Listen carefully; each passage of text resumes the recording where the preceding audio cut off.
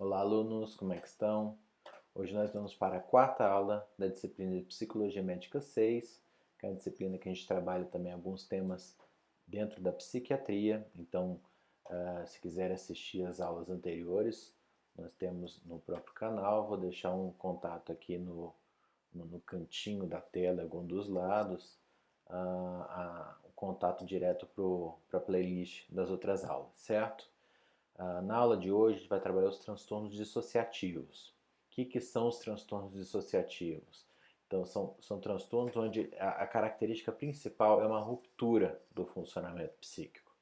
Existe uma perturbação, uma descontinuidade da integração normal de várias áreas da mente humana, seja consciência, memória, identidade, emoção, percepção, representação corporal, controle motor e o comportamento. Essa ruptura é brusca, né, e ela pode afetar qualquer área do funcionamento psicológico. Né?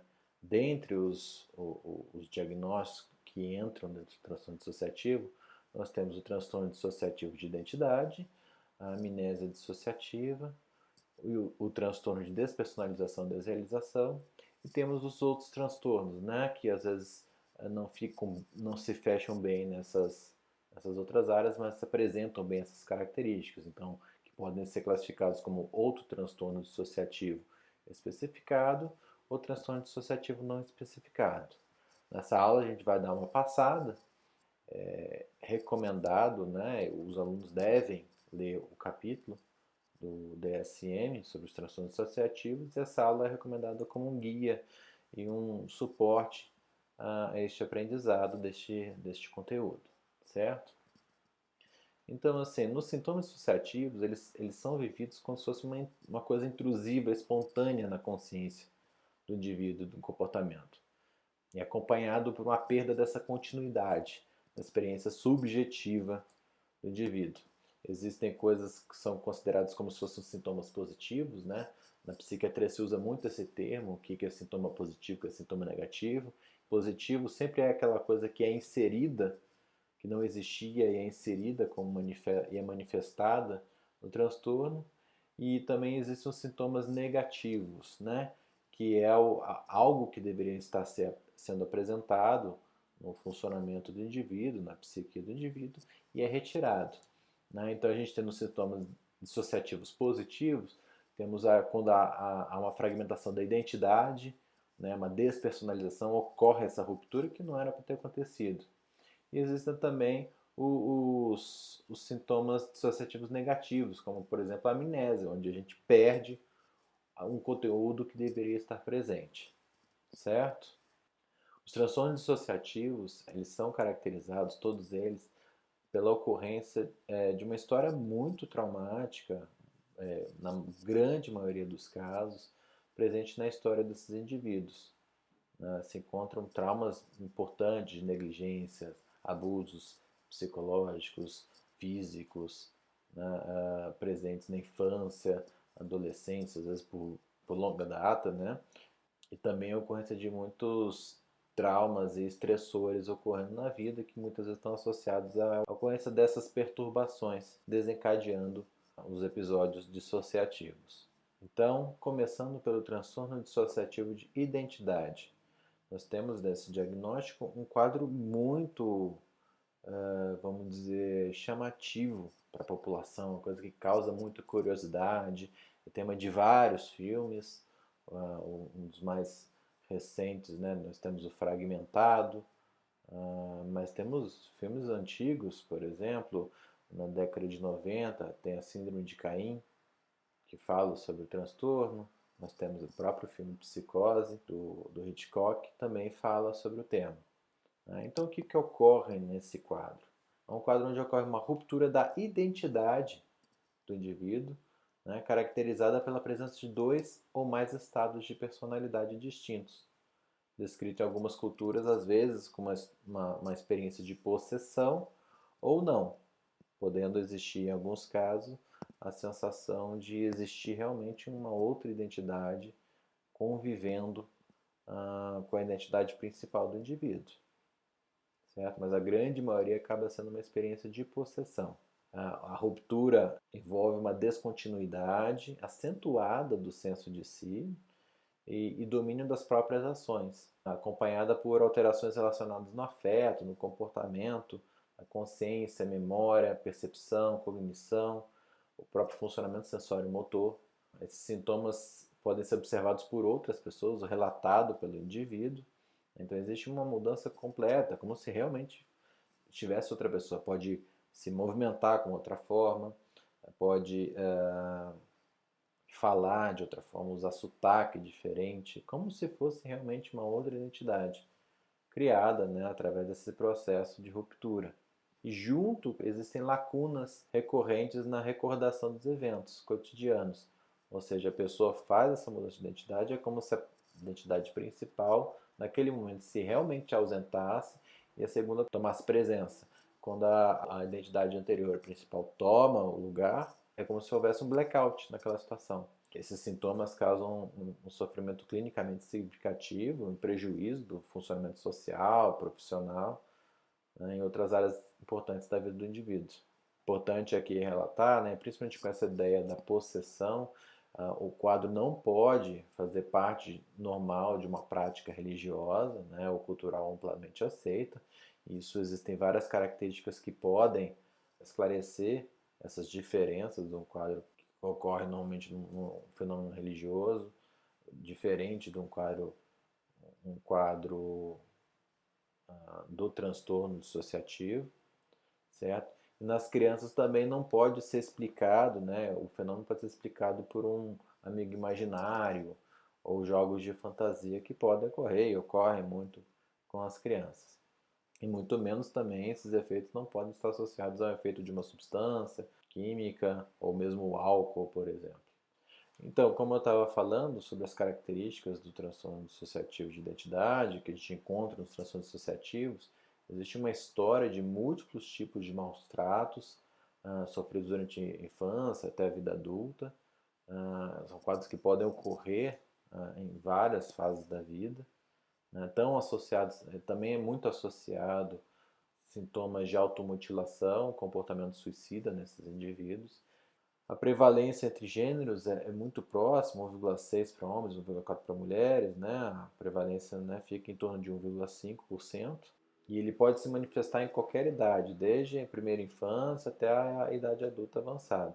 Então, nas crianças até não é muito comum, né, aquela experiência de mudança de personalidade, mas você vê uma interferência, né, entre estados mentais da criança.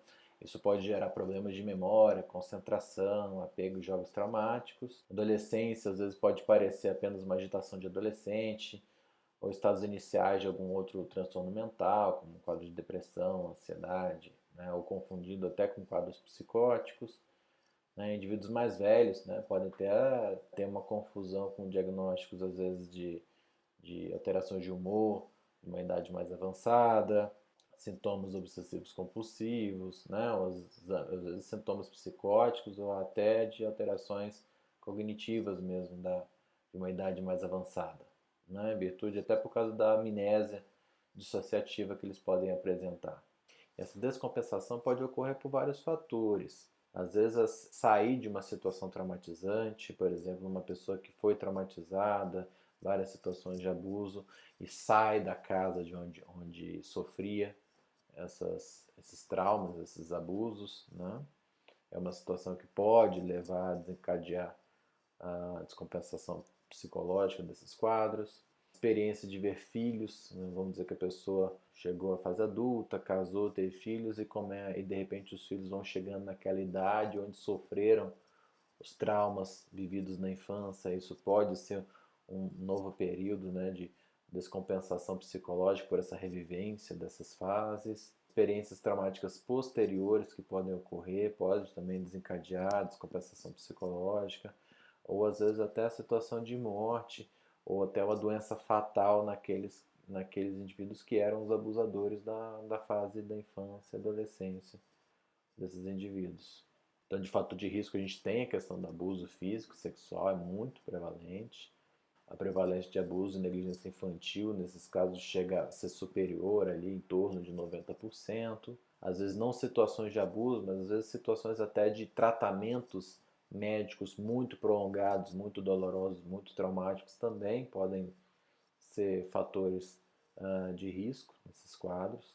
Agora, realmente, o abuso permanente, a retraumatização mais tarde na vida, né, comorbidade com transtornos mentais, né, quadros diversos, né, transtorno mental, depressão, ansiedade, até quadros mais graves, a presença de uma doença médica grave, uma demora em obter o tratamento adequado está associado a um pior prognóstico nesses casos.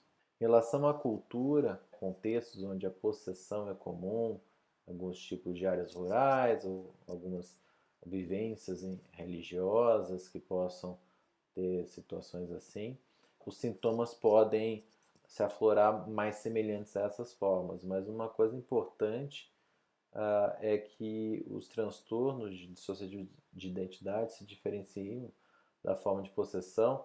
São situações, para quem tem um transtorno, muito angustiantes, é ego-distônica, né? E também é incontrolável.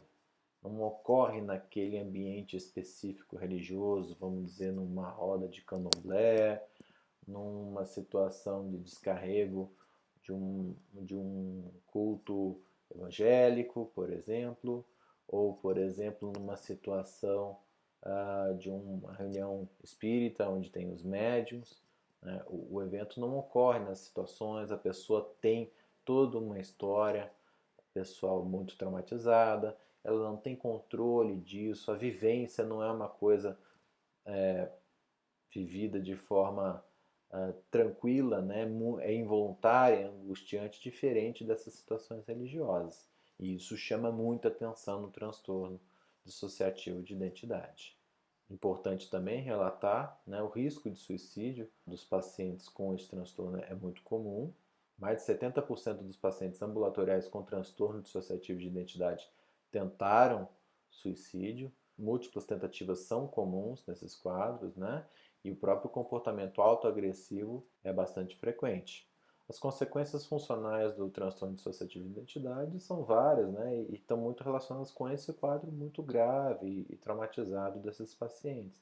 Vão ter prejuízos não só pela questão da identidade, mas são pessoas muito traumatizadas, com nível de incapacidade social, profissional, muito prejudicado. Mesmo indivíduos de alto nível funcional também podem ter algum tipo de comprometimento, mas com um tratamento apropriado, muitas pessoas com prejuízos causados pelo transtorno mostram melhora acentuada. Então, a gente tratando as comorbidades, trabalho de psicoterapia, a pessoa não apresentando outros fatores de riscos importantes, né, como transtornos de personalidade grave, situações muito graves, suicidas, a gravidade dessas identidades, a manifestação dessas identidades, a complexidade desse quadro, né, são alguns fatores que quanto mais vão aumentando o nível de complexidade e gravidade dos quadros que podem complicar o tratamento. No diagnóstico diferencial, nós temos vários outros transtornos dissociativos também que podem ocorrer, né? Os transtornos de humor, transtorno depressivo, transtorno bipolar, que podem ser algumas vezes confundidos, né, desse nível de agitação pelo quadro representativo, quadros de estresse pós-traumático e os transtornos psicóticos também que podem ser confundidos e às vezes muitas vezes desses pacientes acabam sendo confundidos como esquizofrênicos e acabam sendo tratados, né, como esquizofrênicos e o tratamento não vai responder. Nós temos que tomar cuidado também com os transtornos induzidos por substância, os transtornos de personalidade, transtorno conversivo, transtornos factícios, simulação também são necessários que se façam diferenciação. Então, partindo para a amnésia dissociativa, nós temos nesses quadros uma incapacidade de recordar informações autobiográficas importantes, geralmente de natureza traumática ou estressante, incompatível com o esquecimento normal. Ela geralmente representa, em alguns tipos, né, a gente encontra mais a localizada ou seletiva, né, de um evento, do que às vezes amnésias generalizadas de esquecimento da própria identidade ou de vida. Na amnésia localizada, de apresentação mais comum na amnésia dissociativa, existe a impossibilidade de recordar eventos específicos durante um período limitado. Ela pode ser um pouco mais ampla que um evento único, né? Por exemplo, uma situação de meses ou anos associados a um abuso infantil, ou uma situação de, ocorre muito em veterano de guerra, combate intenso, né? Que pode ser feito um esquecimento, que você vê que não tem uma associação com um quadro neurológico típico, né? Já na amnésia seletiva, o indivíduo consegue recordar parte da memória traumática, mas outras partes não são possíveis recordar. Existe também a apresentação de uma amnésia generalizada, onde existe uma perda completa da memória da história da vida da pessoa, que na verdade é uma apresentação rara do quadro, mas possível de ocorrer, né? O indivíduo podendo esquecer conhecimento prévio a respeito do mundo, esquecer habilidades bem aprendidas, pode esquecer a própria identidade, né? E às vezes podem ocorrer em pessoas, às vezes, veteranos de guerra, vítimas de ataque sexual, o conflito emocional extremo, né? Pode ocorrer aquelas pessoas que ficam desorientadas, perplexas, fazendo caminhadas, perambulando sem rumo, né?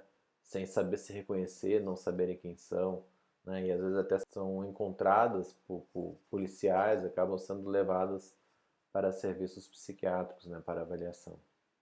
Também é possível, né, a apresentação de uma amnésia sistematizada, onde o indivíduo perde a memória de uma categoria de informação específica, por exemplo, esquecer todas as recordações relacionadas à família, ou a determinada pessoa, a um abuso na infância, especificamente tudo que está relacionado a isso, né, sem uma relação neurológica provável, né?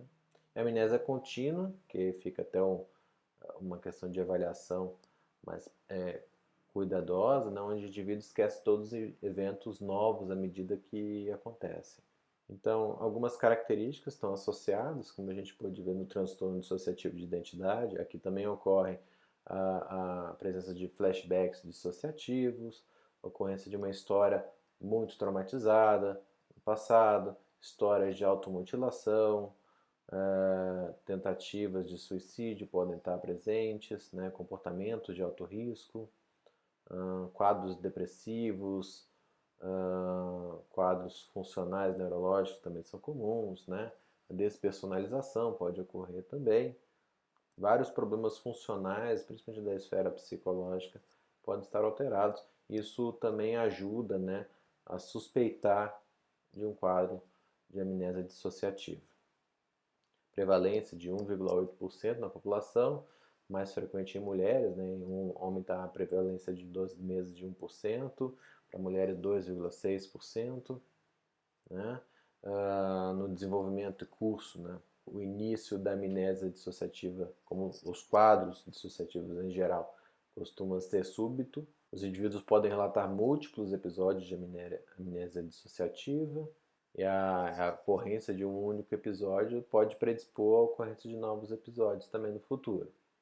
A duração dos episódios pode ser curta, pode levar décadas, né? Alguns episódios cedem rapidamente, outros persistem por tempos mais prolongados, né? Alguns pacientes podem ir se recordando gradativamente das coisas, e as capacidades dissociativas podem decair com a idade. Uma coisa interessante, né, que pode ocorrer é que à medida que a amnésia vai cedendo, esse material dissociado começa a ser integrado, né, podendo levar a um sofrimento intenso, né? Então é sempre importante que estes pacientes estejam bem acompanhados, né, nesse processo de melhora da amnésia, né, estejam bem monitorados para que não corram risco de acabar num sofrimento agudo muito intenso, acabarem atentando até contra a própria vida. Outro fato importante é que podem ocorrer na infância, adolescência, na fase adulta, sendo mais difícil até investigar esses sintomas nas crianças, em virtude até da própria compreensão do que seria uma amnésia, né?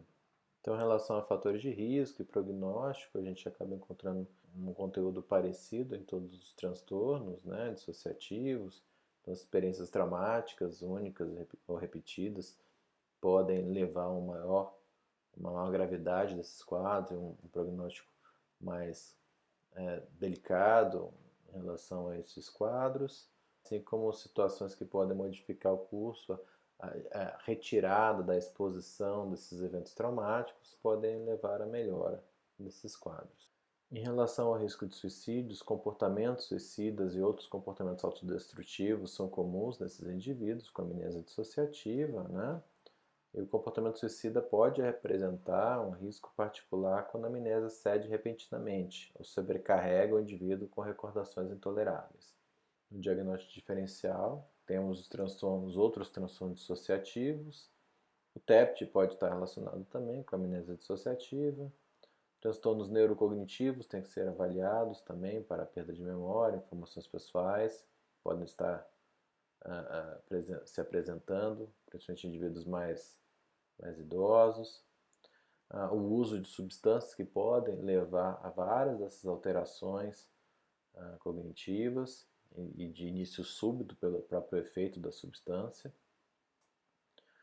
Também temos que avaliar também a amnésia pós-traumática devido à lesão cerebral, né? E transtornos convulsivos também que podem estar associados. Também cuidar também com o transtorno factício e simulação, são outras situações bem importantes que às vezes ocorrem muito em práticas ligadas a questões trabalhistas ou mesmo situações forenses de investigação. Partindo agora para o último grupo de transtornos a ser trabalhado nessa aula, que são os transtornos de despersonalização e desrealização. A gente precisa definir primeiro o que é cada uma dessas situações. Na despersonalização, ocorre uma experiência de irrealidade, distanciamento ou a sensação de ser um observador externo dos próprios pensamentos, sentimentos, sensações, corpo ou ações. Então, existe uma alteração da percepção, um senso distorcido do tempo, uma sensação de irrealidade ou de senso de si mesmo, a situação de ser irreal, não se reconhecer, né, com uma anestesia emocional ou física. Já na desrealização, essa experiência de realidade é com o meio, né, um distanciamento em relação ao ambiente ao redor. Às vezes uma situação de que o local onde está não é estranho, os objetos vivenciados em volta são irreais, coisas oníricas, nebulosas, né, e visualmente distorcidas. Uma grande diferença desses quadros com quadros psicóticos, por exemplo, é que o teste de realidade permanece intacto. Então, o paciente tem a percepção de que aquilo não é real, diferente de um quadro psicótico, onde a pessoa vai assumindo aquela realidade outra, né, como uma coisa real que está realmente acontecendo. Então, o paciente pode se sentir diferente em vários sentidos, né? Ele pode sentir assim que ele não distante de quem ele é como um todo, dizendo que ele não é ninguém, que ele não se reconhece, que ele não tem identidade. Ele pode se sentir distante das emoções, achando que ele sabe que tem sentimentos, mas ele não consegue reconhecer os sentimentos, que os pensamentos parecem não ser dele, que ele está sentindo, que está com a cabeça vazia. Pode ter sensações estranhas em relação a partes do corpo, de toque, situações variadas, né, de perda de domínio das próprias ações, como se fosse um robô, né, que tivesse perda do controle da fala dos movimentos. Pode sentir também uma experiência extracorpórea, como se estivesse saindo do próprio corpo. São várias situações que podem ser vividas, essa estranheza, né, e esse distanciamento com a realidade que está sendo vivida em relação a si mesmo. Os episódios de despersonalização, desrealização, podem até ser comuns na população em geral. Sintomas transitórios ocorrendo essa manifestação pode ser comum, mas o transtorno de despersonalização e desrealização ele é consideravelmente menor a sua prevalência. Essa prevalência costuma estar em 12 meses em torno de 2%, né? Variando, às vezes, faixa de 0,8% a 2,8%, dependendo do estudo. A proporção entre os gêneros é muito próxima, né? Está de 1 para 1, mais ou menos. E geralmente ocorre a primeira manifestação ocorre lá por volta dos 16 anos, embora ela ainda possa se manifestar na primeira infância, na infância intermediária. Uma minoria não consegue sequer recordar de ter tido sintomas, né? Menos de 20% dos indivíduos sofrem a manifestação inicial depois dos 20 anos de idade. apenas 5% depois dos 25 anos. Seu início pode ser abrupto ou gradual, e a duração varia muito, pode durar desde horas até dias, semanas, meses ou anos, apresentando este quadro. A ocorrência do transtorno de despersonalização desrealização depois dos 40 anos é incomum e, portanto, deve também se partir para a investigação clínica de todos esses pacientes que houverem essa manifestação mais tardia desses quadros. Uma investigação neurológica ampla para a exclusão de quadros neurológicos variados. Então, de fatores de risco, nós temos os fatores temperamentais, onde a gente encontra nessa população um grupo geralmente com temperamento orientado para evitar danos, com defesas muito imaturas, né? Esquemas cognitivos tanto de desconexão quanto de superconexão, né? E os fatores ambientais relacionados a traumas da infância, né? Importantes, né? Como a gente viu em geral em todos os transtornos dissociativos. No diagnóstico diferencial, nós temos que investigar quadros de ansiedade, depressão, às vezes sintomas de toque, outros transtornos dissociativos, transtornos psicóticos, né? Transtornos induzidos por substância ou medicamento, também é bastante importante a avaliação, né? E transtornos mentais devidos a outras condições médicas, principalmente quando pacientes com apresentação mais tardia, depois dos 40 anos. Outras manifestações de transtornos dissociativos, né, que não se enquadram nesses 3 transtornos que eu acabei de descrever. Nós temos síndromes crônicas recorrentes a sintomas dissociativos mistos, perturbação da identidade devido à persuasão coercitiva prolongada e intensa, reações dissociativas agudas a eventos estressantes e até transe dissociativo. São manifestações em geral que acabam não se encontrando de forma tão bem delimitada quanto os outros transtornos, mas que também carregam essa característica dos transtornos dissociativos, dessa quebra, dessa ruptura com a realidade de uma forma abrupta, muito associado a situações estressantes, com um pano de fundo muito, muito intenso, né? Mentalmente, uma sobrecarga mental muito intensa, às vezes com histórias de tragédias importantes, e que, inclusive, todo clínico, né, não só os psiquiatras, devem ter pelo menos o conhecimento para suspeitar quando esse quadro se apresenta no nosso atendimento clínico do dia a dia, certo? Este foi um geral do tema do transtornos dissociativos. Eu espero que vocês tenham gostado da aula. Deixem aí embaixo o comentário de vocês, se vocês acham que faltou, que poderia contribuir mais para a gente poder melhorar o canal, certo? Vou deixar aqui também em cima o link para as aulas anteriores e um link para você poder se associar ao canal, que isso também ajuda bastante no crescimento aqui, no desenvolvimento do trabalho educacional que a gente está fazendo nesse canal, certo? Agradeço a audiência, encontro vocês na aula mais tarde. Um abraço e tchau, tchau.